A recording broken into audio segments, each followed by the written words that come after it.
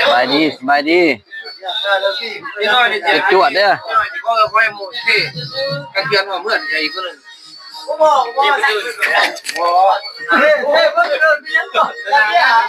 งานแถม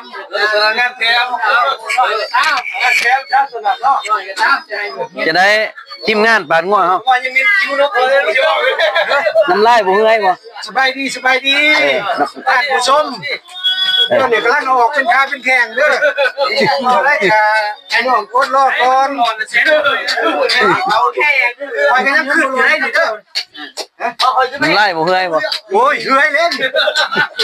เจ้าก็มาเนาะเฮ้ยแก้วกับมูไปกันใครโอ้ยต้นกะเกดิมึงก็ได้ช่วยกันเถอะเนาะอย่าลืมเลยสดๆพี่น้องแซ่บมาเลยแกเลยต้นใหญ่ข้าวพ่อเลยนะเป็นแบบบ่เองมีเตะสันหลังโอ้ยมันยังไม่ชอบเอาต้นใหญ่ๆต้นนี่ไงผู้ชายผู้นางนี่บ้างเฮ้ยอันนี้ไงมันโดนดึงมาแล้วมาช่วย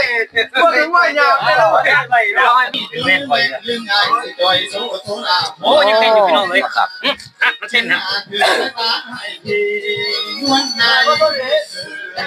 ข้าวง่ายได้ดิสดๆเด้อสดๆเด้อสิ้นยังตีอยู่พี่น้องโอ้เด้อพี่น้องเด้อกล้าเหลือกเนาะ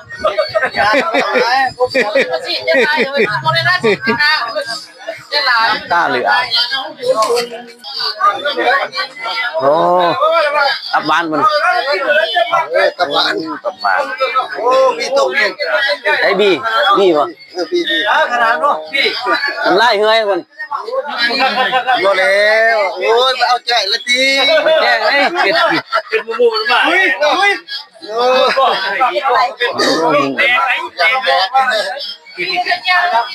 ้ผู้ใหญ่ไปเที่ยวตับอีกแล้วเฮ้ยผู้ใหญ่เอาตับบ่นี่เอาบีบ่บีลงมามากินข้าวพวกกินข้าวเยอะพี่ตัวแกตัวนี้มาไว้เอาพี่ออกเด้อพี่ออกเด้อเอาพี่นี่ก็มีสูตรได้ก็จะให้พี่มันใหญ่นี่ทำบ่มีบ่ได้ได้สูตรมันนี่ปลูกตีนไว้ครับปลูกต้นไว้ให้มันยืนกันได้แม่ก็เลยช่วยไปเนี่ยมีตรงเนาะมาใส่ตัวนี้ก่อนตั้งก่อนนะตั้งด้วยคุมตั้งก่อนนะพ่อเอาไว้ไหนมานั่งตั้งมาแล้วโอ้ยเกือบคือตาโอ้ยหลายหมดใส่บีเลยพ่อเนาะอยากในนั้นเว้ยคิดกันมาเลยไปเด็กมันก็หาตั้งประเด็นคิดกันเลยเลยไหมเลยไม่เป็นแก้วแล้วเรื่องมาคนเราไม่กินดิบหนักมาใหม่ปั้นตัวนี้ว่าคนชื่อบ่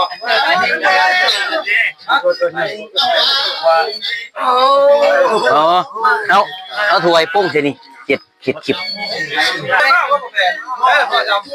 ได้แล้วดีโอ้ยังผู้ใหญ่โอ้ยไม่ใส่แล้ว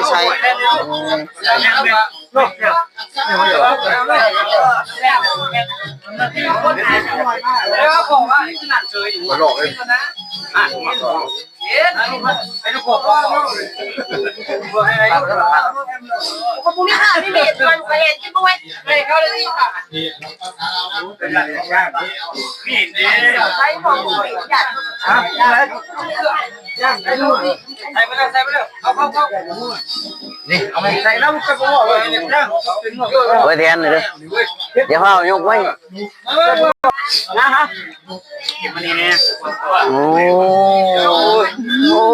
ตายแน่คักมา